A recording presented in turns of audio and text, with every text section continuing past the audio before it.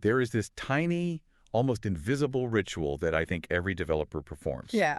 You sit down at a new terminal, maybe you're SSHing into a remote server, or you've just installed a new command line tool, and before you do anything real, before you run a single complex command, you type one thing. You type version. Exactly, -- version. Yeah. It is the digital equivalent of, I don't know, checking your watch or kicking the tires. You expect the computer to spit back version 1.0.4 or whatever, and you just move on. You trust it implicitly. But I have to admit, until I read the material for today's deep dive, I never once stopped and asked, wait, how does the binary actually know that? It's funny, isn't it? We all assume it's just hard-coded, like someone just typed a string into a variable somewhere in the code. Right. But as we're about to find out, if you were doing it right, especially in a language as rigorous as Haskell, that number doesn't just exist in the source code, it has to be injected. Injected is the perfect word. Today we are doing a deep dive into a blog post from a site called kianme.org. The article is part of this massive series. It's Notes on Haskell Programming, Part 54. Wow, Part 54. And our mission today is to look at the plumbing. We're figuring out how a build system talks to the source code to answer that one simple question. Who am I, and what version is this? And the author of this post, Ang, he calls himself an old software plumber, which I think is the perfect way to frame this. We aren't looking at the shiny UI today. No. We are ripping up the floorboards to look at the pipes. So, okay, set the context for us. Ang is building a tool. Right. He's working on a console application called XS2 ebook, and it's a tool to convert XML into generic ebook formats. He's got the skeleton of the app running, he's parsing arguments, but now he needs to implement that standard version flag. And this is where that plumber mindset really kicks in. A junior developer might just go into their main.hes file and write, just hard code it, right? Print .1 done. Why doesn't he do that? Because that's how you get bugs. If you hard code the version in your source code, you now have two sources of truth. You have the version in your project configuration file, the thing the package manager uses, and then the version inside your actual code. And you'll forget to update one of them. Eventually you will. Ang knows this. So his first question isn't, how do I print text? It's, how do I extract the single source of truth from my build tools? And he starts by comparing two of them, Stack and Cabal. Hmm. For anyone who isn't deep in Haskell, can you give us the quick difference? I know it could be confusing. Yeah, it's sort of a classic infrastructure debate. Cabal is the older, lower-level build system. It just describes the package. Stack came along later to solve dependency hell. It manages these specific snapshots of libraries to make sure your build is reproducible. They work together, but they show you information in different ways. So he starts with Stack. He does, and Stack is remarkably helpful here.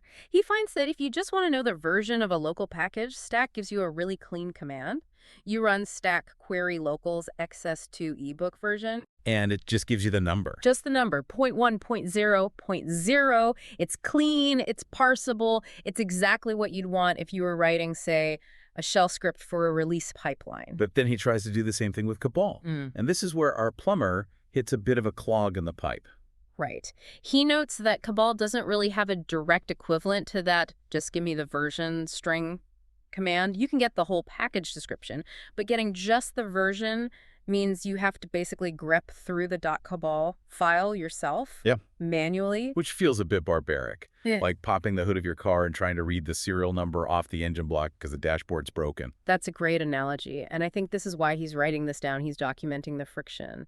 But, and this is key, his goal isn't just to see the version in his terminal. Right. He needs the program itself to know the version. That data needs to be inside the running executable. So he leaves the command line and jumps into the Haskell environment. He fires up Gaichi. The interactive sandbox. Yeah, for those new to Haskell, Gaichi is where you test ideas. You don't have to compile the whole project. You just load modules and play around. Exactly.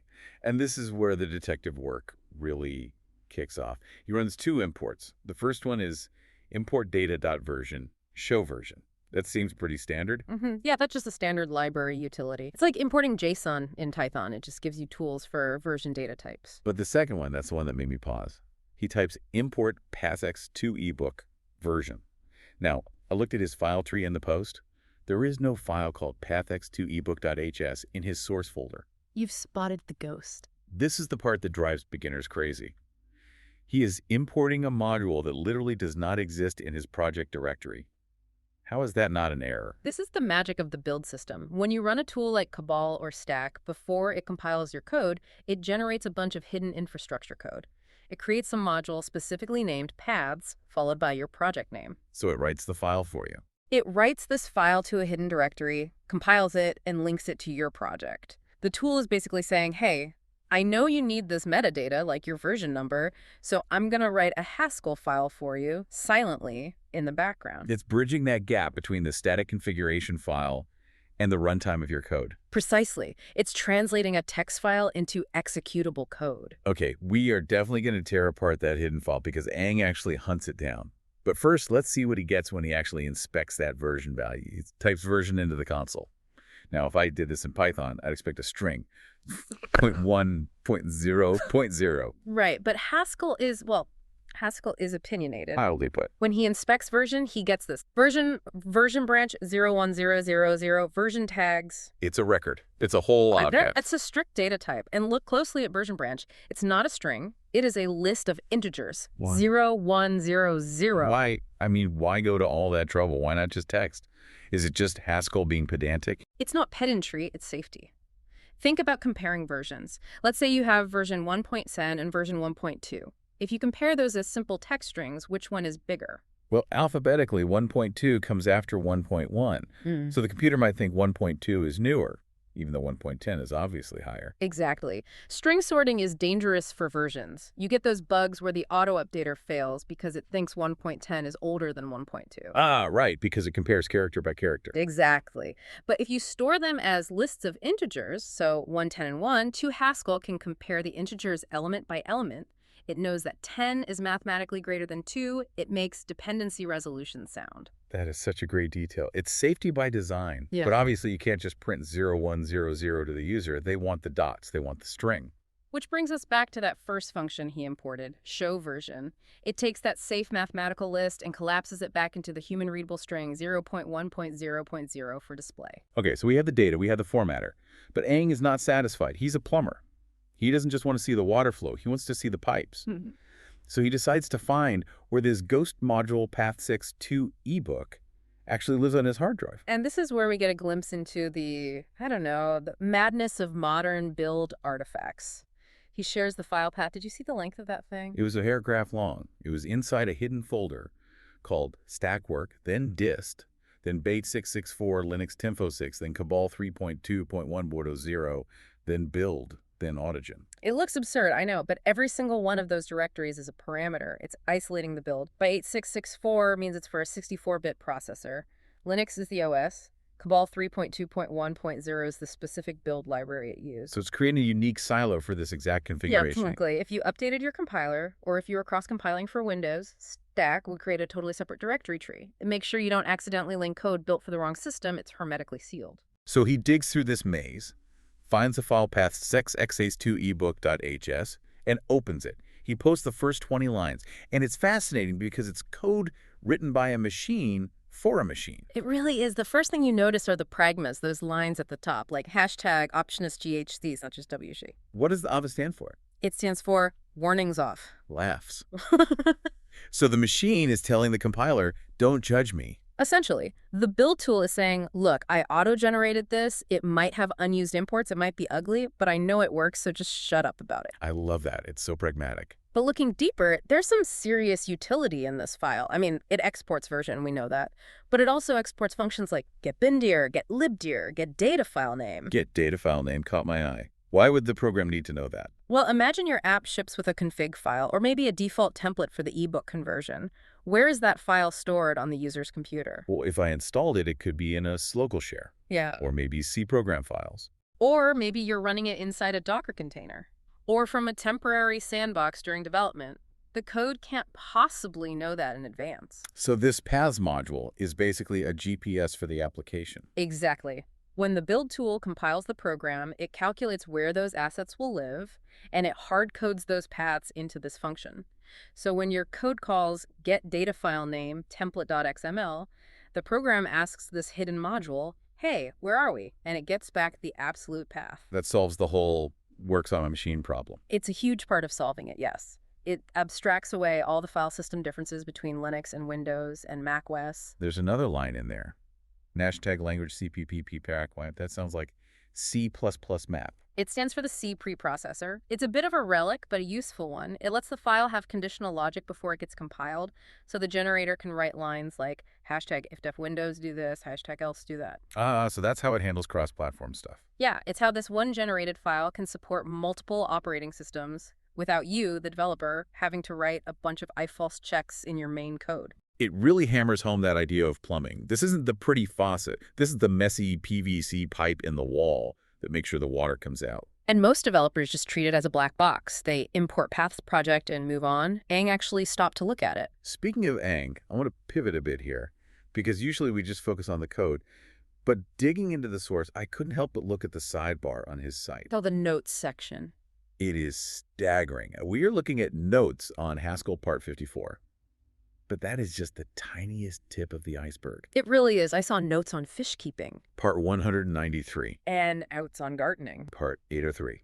803 posts about gardening. He's cataloging vibrant pompon and red pineapple plants with the same level of detail that he's cataloging Haskell build artifacts. You know, when I look at that list, Elixir, Python, Rust, fish keeping, gardening, it paints a really specific picture of a personality type. I don't think these are separate hobbies. I think they are the same hobby, just applied to different domains. How so? I mean, how is a fish tank like a Haskell compiler? They're both complex, sensitive systems that you have to monitor. A fish tank is a biological system. You have variables, nitrates, pH, temperature.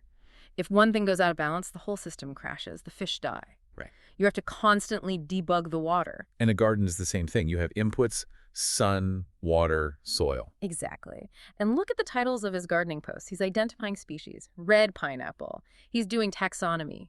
Haskell is a language obsessed with taxonomy, with types, classes, categories. If you are the kind of person who enjoys categorizing 800 types of plants, you are naturally going to like a language that forces you to categorize your data into version branches and tags. That's a fascinating insight. It's the sysadmin view of nature. It is. And it explains why he calls himself a software plumber. A plumber doesn't create water, they manage the flow. Ang manages the flow of data in Haskell, the flow of nutrients in his garden, the flow of chemistry in his fish tank. It's all systems thinking. And it also explains why he didn't just copy-paste a solution from Stack Overflow. Right. If you're a gardener, you don't just buy a plant and ignore it. You inspect the roots. You check the leaves for pests. When Ang saw that Path's X2 book import, his instinct wasn't, okay, it works. It was, let me see the roots. Let me see what's in that generated file. It totally recontextualizes the whole blog post. It's not a tutorial. It's a field note. It's him walking through his digital garden and noting, look how the compiler constructs the getBinDeer function. Interesting. And that is such a rare quality. We live in an era of, co-pilot coding where we just want the AI to write the boilerplate so we can ship. Ang is doing the opposite. He is slowing down to understand the boilerplate. And he promises in the outro that the next part will finally be about connecting this all to the user-facing flag. Right. We haven't even written the user feature yet. We spent this whole time just analyzing the tools. But that's the point. By the time he writes that one line of code, he will know exactly where that data came from and how it was formatted. It's sturdy engineering. It is. It's the difference between building a house of cards and building a brick wall. So if we step back and summarize this deep dive, we started with a simple request: get the version number.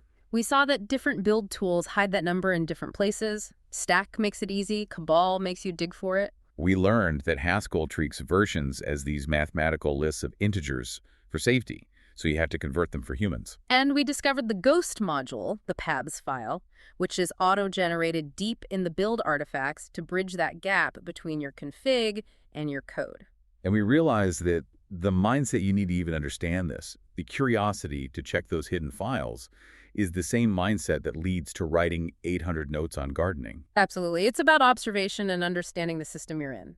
I want to leave our listeners with a thought that really struck me while reading this. We talked about how the build tool silently writes paths xs2 ebook.hs. It makes decisions for us. It decides where files go. It's doing a lot of heavy lifting for you. It is. But it makes me wonder, if our tools are writing code in the background that we almost never look at, what else is happening in our software that we are just taking for granted? That's the scary question, isn't it? We trust the import. We trust the compiler. But unless you are willing to be a software plumber and actually open up those hidden dist folders, you are effectively running code you've never even seen. We are all standing on top of a mountain of abstractions, and most of the time the ground is solid. But every now and then it's worth digging a hole just to make sure there's actually rock down there and not just empty space. Or at least to make sure the pipes aren't leaking. Exactly. Check your pipes. A call to action for all the engineers listening. Go find a hidden file in your project today and just read it. See what the machine is doing in your name. You might be surprised by what you find. That is all for today's deep dive. Thank you to Ang at kianmm.org for the incredible notes, all 800 of them. We'll catch you on the next one.